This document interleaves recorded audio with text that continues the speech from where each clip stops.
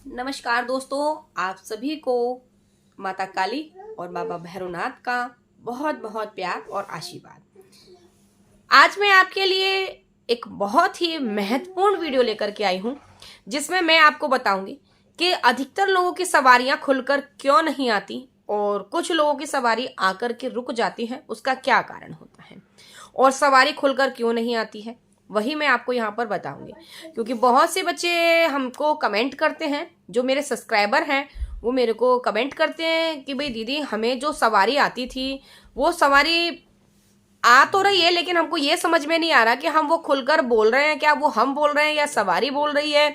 जो वचन आ रहे हैं वो हमारे हैं या सवारी के हैं, ये शक्ति कौन है हम नहीं जानते। क्योंकि बहुत से बच्चों के ऊपर सवारी आती है, लेकिन वो नहीं जानते कि ये सवारी आना होता क्या है, एक्चुअल में सवारी क्या चीज होती है, सवारी कैसे शरीर पर आती है, कैसे हमें अनुभव होते हैं जो सवारी आती है। या सवारी आ रही है तो क्या हमको कुछ याद है या नहीं है। हमको पता रहता है कि हमारे ऊपर सवारी आ रही है, लेकिन फिर भी हम खेल रहे होते हैं, हम अपने ऊपर काबू नहीं रख पाते हैं। ऐसा कुछ लोगों के साथ में होता है।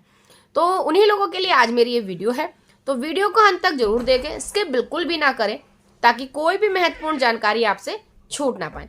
साथ ही अगर आज पहली बार आप मेरे इस चैनल पर वीडियो देख रहे हैं तो चैनल को सब्सक्राइब जरूर करें, बेल आइकन को प्रेस कर दें, ताकि ऐसी ही बहुत सी वीडियो और सवारी से रिलेटेड, आध्यात्म मार्ग में आगे जाने से रिलेटेड और तंत्र मंत्र सिद्धि साधनाओं से रिलेटेड वीडियो मैं आप तक पहुंचा सकूं। तो शुरू करते हैं आज का वीडियो। देखो, जब किसी के ऊपर कोई सवारी आती है ना, सवारी मैंने पहले भी बताया है कि सवारी हमारे ऊपर आती है तीन प्रकार से। एक तो आती है हमारी विरासत की मिली हुई, दूसरी हमारे ऊपर हमारी पूजा पाठ से प्रसन्न हुई, तीसरी सवारी आती है हमें गुरु कृपा से मिली हुई, है ना। गुरु का जब हाथ हमारे सर पर आता है तब जो हमारे ऊपर सवारी आती है। अब इनमें सबसे सर्वश्रेष्ठ सवारी कौन सी होती है? जो हमें गुरु कृपा से मिली हुई होती है, क्योंकि उस सवारी में कोई अड़चन, कोई विघ्न नहीं आता है। वो हमें आगे मार्ग दिखाती जाती है, मार्ग पर हम चलते जाते हैं, कोई बीच में विघ्न आता ही नहीं है सवारी के।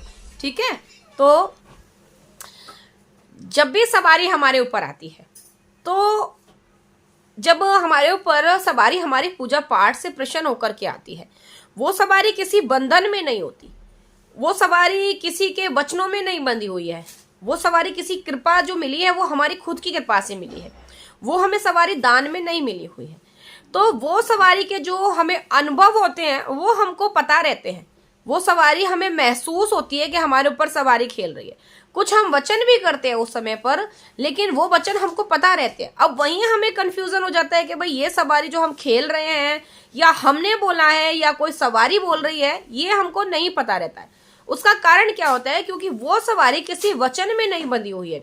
इसीलिए मैं ज्यादातर बच्चों से कहती हूँ, भाई अगर सवारी आ गई है तो सबसे पहले आप गुरु धारण करो, गुरु को बांधो, क्योंकि गुरु ही वचन में सवारी को बांधेंगे, गुरु ही अपनी देख रेख में सवारी को चलाते हैं, तभी सवारी सही से चल पाएगी और उसके वचन सत्य होंगे, क्योंकि वो सवारी फिर वचनों में बंध जाती है। ठीक है, अब जब हमारे ऊपर सवारी आ रही है तो देखिए कैसे आती है सवारी। कुछ लोग क्या करते हैं, बैठे हुए खाली झूमते रहते हैं, उनका मन झूमता रहता है। ठीक है, और कुछ लोग क्या करते हैं कि उनका जो है वो बैठे बैठे मात्र जयकारे लगाते हैं, सभी देवी देवताओं के जयकारे लगाते हैं। जो सवारी है वो अपना जयकारा लगाएगी, अपने धाम का जयकारा लगाएगी, अपने साथ चलने वाले देवी देवताओं का जयकारा लगाएगी, सभी का जयकारा लगाती है, लेकिन वो जो है खेलती नहीं है, उठती नहीं है, अपने स्थान पर बैठे बैठे केवल अपने स्थान से जयकारा लगाती रहती है। तो एक सवारी इस प्रकार से, वो भी हमको महसूस रहता है कि भाई हम जयकारे लगा रहे हैं, है ना। तो हमको क्या लगता है कि हम जयकारे लगा रहे हैं, लेकिन एक्चुअल में जयकारे कौन लगा रहा है? सवारी। लेकिन हमको महसूस है कि हमारे ऊपर जो है हम जयकारे लगा रहे हैं, हम क्या बोल रहे हैं हमको पता रहता है। यही कंफ्यूज हो जाता है बच्चों को कि भाई हम बोल रहे हैं या कोई सवारी बोल रही है हमारे ऊपर, है ना। यही यहाँ पर ये कंफ्यूजन मैं आपका दूर कर दूं कि सवारी जब तक वचनों में नहीं बंधी हुई है तब तक आपको ऐसी स्थिति महसूस रहेगी।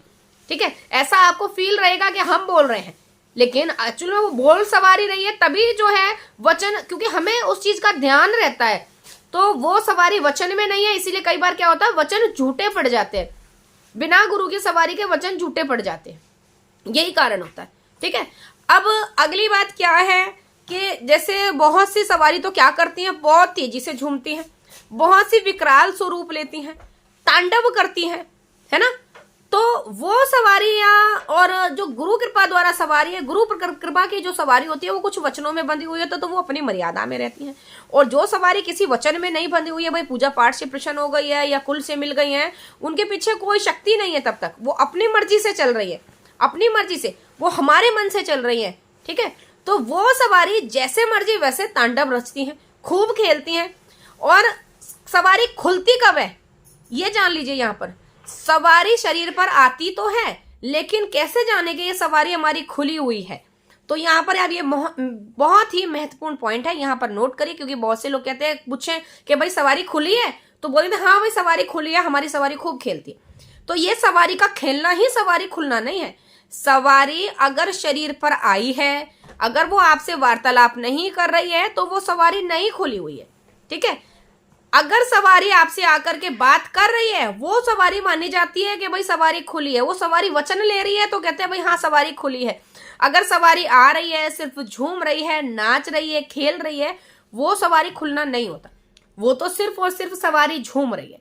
सवारी खुलने का असली मकसद है कि सवारी अपने वचन ले, अपनी बात पर अटल रहे, और जो सवारी वचन ले रही है वो सवारी के वचन जो सत्य होते हैं वही सवारी खुलना माना जाता है, ठीक है।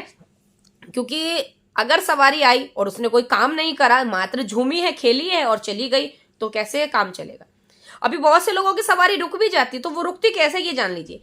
क्योंकि बहुत से लोग क्या करते हैं कि भाई हमारे ऊपर सवारी तो आ गई, तो अब वो सोचते हैं हम सवारी आ गई, अब सवारी जाएगी कहाँ।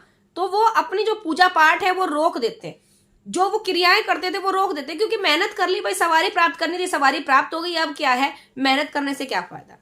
अपने भाव अलग कर देते हैं, अपने मन से कोई विचार गलत लेकर आ जाते हैं। तो ये मत सोचिए कि अगर सवारी आ गई है तो वो सवारी कभी लौटेगी नहीं। अगर सवारी आ गई है तो वो लौट भी जाती है, रुक भी जाती है। और एक चीज बता दें यहाँ पर हम आपको, अगर सवारी आने के बाद एक बार लौट गई या रुक गई तो दोबारा सवारी आना मुश्किल ही नहीं, नामुमकिन है। 1% ही चांस रहता है कि सवारी लौटकर वापस आएगी। अगर एक बार लौट गई तो लौट गई, दोबारा सवारी फिर आती नहीं है। क्योंकि सवारी भी अपने मन के भाव देखती है कि इसके मन के भाव अच्छे हैं, विचार अच्छे विचारों वाले के, और जो कहते हैं ना मन शांत होता है जिनका, आत्मा पवित्र होती है, सवारी भी ऐसे ही शरीर की तलाश में रहती है। अगर आपका मन शांत है, विचार अच्छे हैं तो ठीक। अगर मन, तभी जब सवारी आई तब तो ये सब चीजें थी, लेकिन सवारी आने के बाद अगर आपके अंदर ये बदलाव हो गए कि आपका मन जो है वो विचलित हो गया है, विचार आपके खराब हो गए, तो सवारी वहीं लौट जाएगी, फिर सवारी नहीं आएगी, ठीक है। तो यहीं पर यहाँ भाव जाने जाते हैं, इसी भाव पर सवारी चलती है, और सवारी फिर आपके पास से लौट करके फिर वो ऐसे शरीर की तलाश में लौट चली जाती है जहां उसको अच्छे भाव, अच्छे विचार वाला शरीर मिले, फिर सवारी वहां चली जाएगी। और जब तक उसके शरीर के भाव अच्छे रहेंगे, पवित्र रहेंगे, तब तक आपके शरीर पर वो सवारी कभी लौट करके नहीं आएगी। क्योंकि सवारी का तत्व जाता है, और वो तत्व जब तक वहां से उसको कोई गलती नहीं मिलेगी तब तक वो आपके पास कभी नहीं लौटेगी। ध्यान रखिए। इसलिए कहा जाता है कि सवारी वाले व्यक्तियों को बहुत ही नियमों में बंधना पड़ता है, बहुत ही ज्यादा बंधनों में बंधना पड़ता है, और नियम से चलना पड़ता है, तभी उनका आगे मार्गदर्शन हो पाता है, ठीक है। तो यही है सवारी के नियम, यही है सवारी के रुकने का कारण, और यही है प्रकार जो सवारी आती है, बोलती नहीं है और झूमती है, ठीक है।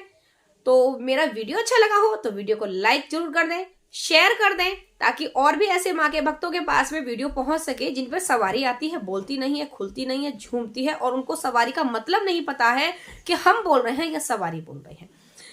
तो चैनल को सब्सक्राइब जरूर करें अगर पहली बार चैनल पर आए हैं तो, क्योंकि मेरे इस चैनल के माध्यम से मैं आपको ऐसे ही अनेकों वीडियो लाने की कोशिश करती हूँ, जिससे मैं आपको आध्यात्म मार्ग में आगे जाने के बारे में जानकारी देती हूँ।